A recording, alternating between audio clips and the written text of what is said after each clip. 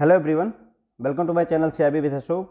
तो friends, bank promotion classes की ये क्लास नंबर 3 है और इसमें हमने जो टॉपिक लिया हुआ है फ्रेंड्स वो लियन लिया हुआ है। ठीक है, तो देखिए फ्रेंड्स, होता क्या है कि बैंक के बहुत सारे राइट्स होते हैं और बहुत सारी ऑब्लिगेशन भी होती है या ड्यूटी भी होती है। ठीक है, जिनको बैंक को करना पड़ता है। ऑब्लिगेशन कैसे? देखिए, जैसे हमें कस्टमर की सिक्रेसी को मेंटेन करना पड़ता है, मतलब हम कस्टमर की जानकारी किसी को दे नहीं सकते हैं। ठीक है, जब तक कि गाइडलाइन ऐसा अलाउ ना करें। दूसरा, अगर कस्टमर के खाते में बैलेंस है और उसने चेक लगाया हुआ है तो उसके चेक को हमें ऑनर करना पड़ेगा। तो इस तरीके के कई सारे ऑब्लिगेशंस या ड्यूटीज होती हैं बैंक की। साथ ही साथ बैंक के राइट्स भी होते हैं। तो यहाँ पर हम फ्रेंड्स जो है बैंक के 3 राइट्स की बात करेंगे, right of लियन, right of set of और राइट ऑफ अप्रोप्रिएशन। उसमें से भी हम इस पर्टिकुलर लेक्चर में फ्रेंड्स हम राइट ऑफ लियन के बारे में बात करेंगे। ठीक है, तो पहले फ्रेंड्स हम देखेंगे राइट ऑफ लियन होता क्या है, फिर हम बैंक का लियन कैसे काम करता है वो जानेंगे और फिर हम निगेटिव लियन क्या होता है इसके बारे में जानेंगे फ्रेंड्स। ओके, तो देखिए लियन होता क्या है, अगर ऐसे समझिए, तो जैसे कस्टमर अगर मान लीजिए आपके पास में आता है 20 लाख रुपए का लोन लेने के लिए, तो आप बोलते हो कि ऐसा करिए कि जो आपकी वो 15 लाख की एफडी है उसको हम लियन कर देते हैं इसमें, है ना। नॉर्मली हम जनरल लैंग्वेज में बैंकर्स इसी तरह से जानते हैं कि जो एफडी होती है उसको हम लियन कर देते हैं। अब लियन कर दिया तो उससे क्या फ़ायदा होता है कि जब तक ये 20 लाख रुपए जो है कस्टमर चुकाएगा नहीं, तब तक उसकी ये 15 लाख रुपए की एफडी बैंक के पास पोजेशन में या गिरवी रखी हुई है और वो बैंक जो है उसको यूज कर सकता है ना। तो यही लियन का कॉन्सेप्ट होता है फ्रेंड। अब हम जनरल लियन की बात करेंगे, राइट ऑफ लियन क्या होता है, कैसे काम करता है। तो right of creditor to retain possession of goods and securities of debtors till creditors dues are not paid. ठीक है, तो राइट ऑफ लियन क्या होता है, ये क्रेडिटर का एक अधिकार होता है to retain possession of goods and securities. जो गुड्स होते हैं, जो डेटर्स के जिसने उधार लिया हुआ है उसका जो गुड्स है, सामान है, या जो उसकी सिक्योरिटीज हैं, घर है, ज़मीन है या कार है, सिक्योरिटीज जो हैं उसको अपने पोजीशन में रखेगा कौन? क्रेडिटर। जब कब तक रखेगा? जब तक कि क्रेडिटर के ड्यूज को वो पे नहीं कर देता है। ठीक है, यही होता है फ्रेंड्स लियन। ठीक है, लियन का मतलब ये हो गया कि मान लीजिए जैसे राम हो गया, इधर मान लीजिए इधर श्याम हो गया। राम से 10 लाख रुपए श्याम ने उधार ले लिए। बदले में श्याम ने क्या किया, अपना जो घर है, श्याम का जो घर है, मान लीजिए जो श्याम का हाउस है उसको इसके पास में लियन कर दिया।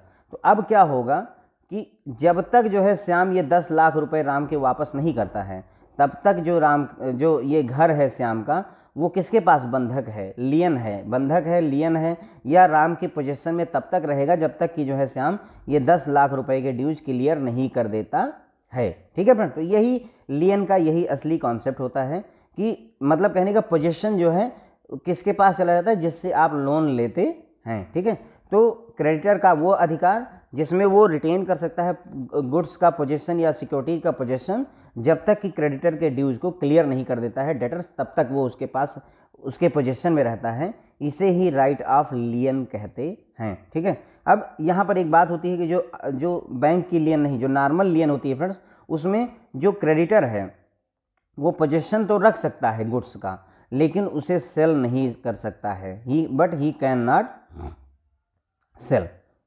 ध्यान रखिएगा, सेल नहीं कर सकता। तो रिटेन करता है पोजीशन को कौन? क्रेडिटर, लेकिन उसे बेच नहीं सकता है। ये बात ध्यान रखने वाली है यहाँ फ्रेंड्स कि अगर राइट ऑफ लियन में अगर जनरल लियन की बात करें, बैंक के लियन की बात नहीं कर रहा हूँ, जनरल लियन की बात कर रहा हूँ, तो जो गुड्स है, मान लीजिए जो उसका घर था, श्याम का जो घर था, उसको राम अपने पास रख तो सकता है बंधक के तौर पर या लियन के तौर पर, लेकिन उसे सेल नहीं कर सकता है। ध्यान रखिएगा, जनरल लियन ये अलाउ नहीं करती है। ठीक है फ्रेंड, तो ये हो गया राइट ऑफ लियन का कॉन्सेप्ट। पोजीशन होता है लेकिन सेलिंग अलाउ नहीं होती है। ठीक है, अब हम दूसरा देखेंगे फ्रेंड्स, बैंक्स लियन। बैंक की लियन में और नॉर्मल लियन में बस इतना ही फर्क है। यहाँ पर अगर जो है रिटेन पोजीशन, बैंक के पास पोजीशन तो होता ही है, साथ ही साथ बैंक कैन सेल, बैंक बेच भी सकता है। ठीक है, तो बस बैंकर्स लियन में बैंक की लियन जो होती है, एक तो पहली बात ये इम्प्लाइड प्लेज होती है। क्या होती है फ्रेंड्स? बैंक की लियन जो है इम्प्लाइड प्लेज होती है। Banks lien is an implied pledge. Okay, कहने मतलब ये हुआ कि प्लेज कहें और चाहे लियन कहें, बात एक ही होती है, इम्प्लाइड प्लेज ही होती है। तो कई बार ये क्वेश्चन पूछा जाता है फ्रेंड्स कि जो लियन होती है वो आपकी मॉर्गेज होती है, हाइपोथिकेशन जैसी होती है या प्लेज जैसी होती है, तो प्लेज जैसा होता है, ठीक है। तो ये बात ध्यान रखिएगा कि जो बैंक की लियन होती है वो इम्प्लाइड प्लेज होती है। इसमें bank can retain possession as well as sell the goods after notice to the borrower. तो इसमें क्या है कि बैंक जो है पोजेशन रख सकता है गुड्स का, और एज वेल एज सेल भी कर सकता है, बेच भी सकता है गुड्स को, बैंक बेच भी देगा। मतलब कहने का उसमें क्या था कि सिर्फ पोजेशन था क्रेडिटर के पास में, यहाँ पर क्या है, बैंक के पास पोजेशन भी है और साथ ही साथ उसे सेल करने की भी पावर है, वो चीज़ों को बेच भी सकता है आफ्टर नोटिस टू द बारोअर। लेकिन उसे बारोअर को नोटिस देना होगा कि हम अगर आप हमारा पैसा वापस नहीं करते हैं तो हम आपका ये गुड्स जो है बेच देंगे, ठीक है। तो बैंकर्स लियन जो होती है या बैंक लियन जो होती है, पोजेशन तो रिटेन करते ही हैं, साथ ही साथ इट कैन बी सेल, है ना, बैंक जो है सेलिंग भी कर सकता है, ठीक है फ्रेंड्स। तो ये बैंक लियन हो गई। निगेटिव लियन क्या होती है फ्रेंड्स, तीसरा टॉपिक यहाँ पर। निगेटिव लियन क्या होती है, undertaking by borrower that he will not sell a security or create charge over a security till banks dues are paid, this is called negative lien, ठीक है। तो एक अंडरटेकिंग देता है बैंक को, कौन, customer, undertaking by borrower that he will not sell the security. अब जैसे वही श्याम वाला केस ही ले लीजिए, श्याम ने अपना घर जो है बंधक दे दिया, मान लीजिए बैंक के पास में लियन कर दिया हुआ है हाउस को, है, मान लीजिए एक एग्जांपल के लिए कह रहा हूँ कि हाउस को उसने लियन कर दिया हुआ है। अब क्या होगा कि अगर चाहे श्याम तो ये इस घर को बेच भी सकता है, तो इसीलिए यहाँ पर एक अंडरटेकिंग देगा बारोअर, श्याम अंडरटेकिंग देगा या बारोअर अंडरटेकिंग देगा कि वो ना तो बेचेगा, he will not sell a security, जो सिक्योरिटी है उसको ना तो बेचेगा और ना ही उसके ऊपर कोई और चार्ज क्रिएट करेगा। चार्ज क्रिएट मतलब होता है फ्रेंड्स कि चाहे मॉर्गेज करवा देना, हाइपोथिकेट करवा देना, प्लेज करवा देना, तो ये चार्ज क्रिएट करवाना, तो उस सिक्योरिटी के ऊपर ना तो कोई चार्ज क्रिएट करवाएगा और ना ही उस सिक्योरिटी को वो बेचेगा, जब तक कि बैंक के ड्यूज को वो पे नहीं कर देता है। तो इसे ही फ्रेंड्स हम निगेटिव लियन कहते हैं। क्लियर हो गया।